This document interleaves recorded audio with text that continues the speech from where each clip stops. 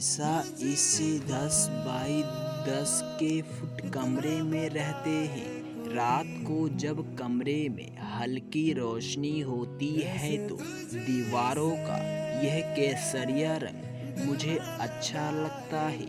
हमारे पास एक ढोलक है, एक बिस्तर और कोने में माता जी की मूर्तियाँ। निशा इनकी पूजा करती है।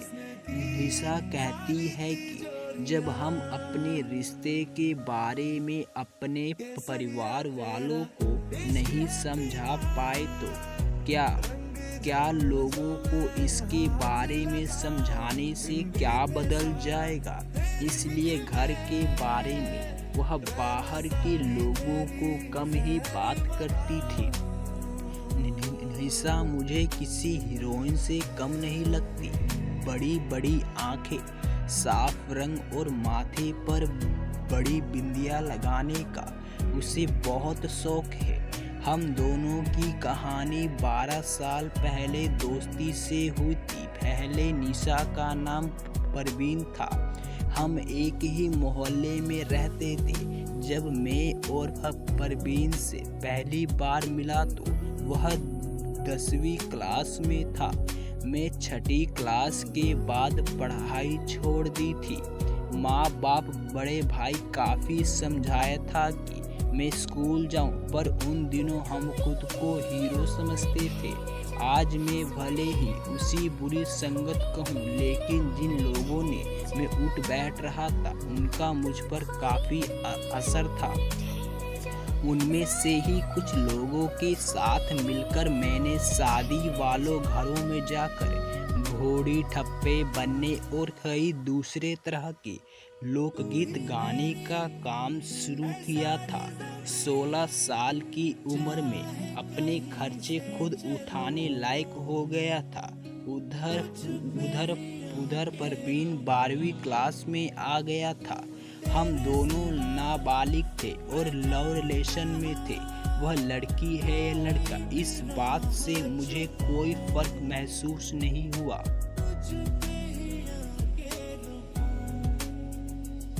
उसका खूबसूरत या लड़की जैसा दिखना मेरे लिए मायने नहीं रखता था, बल्कि जब मैं और परवीन मिलते थे तब वह लड़कों की तरह पैंट शर्ट में पहनता था।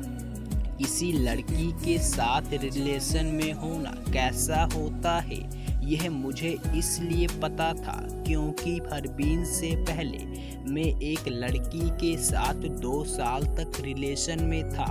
हमारे शारीरिक संबंध भी थे, लेकिन वह मुझसे 8 साल बड़ी थी। बाद में उसकी शादी हो गई, पर मुझे लगता है कि मैं किसी महिला से रिलेशन होने के मुकाबले अब ज़्यादा खुश हूँ।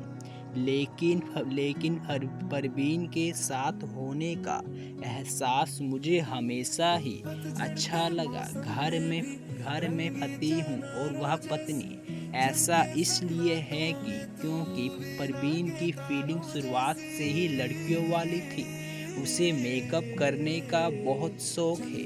12वीं क्लास में ही उसने अपने बाल बढ़वाने शुरू कर दिए थे। यहाँ तक कि कोई समस्या नहीं थी।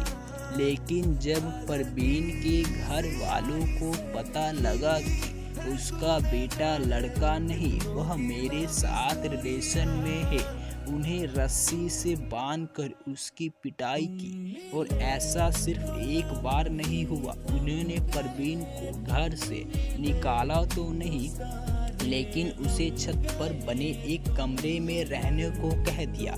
वहाँ पर ना पानी और ना बिजली तक भी नहीं थी।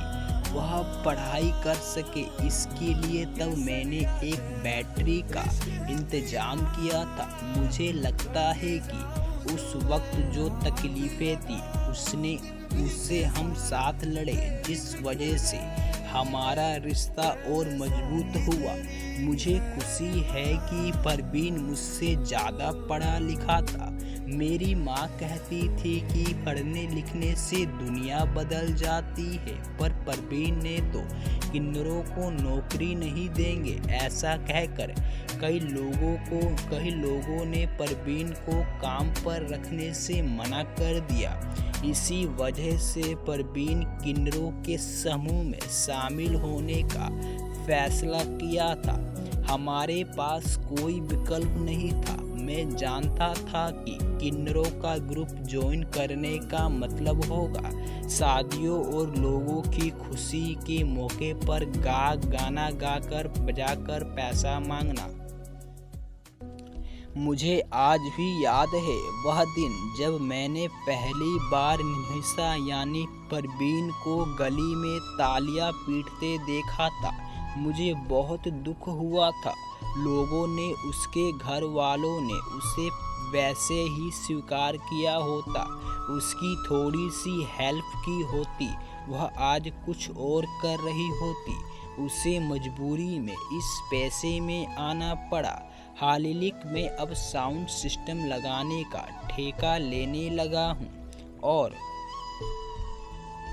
और हम दोनों मिलकर ठीक ठाक कमा लेते हैं और घर चल जाता है। आगे की कहानी पढ़ने के लिए पार्ट 2 जरूर देखें। धन्यवाद।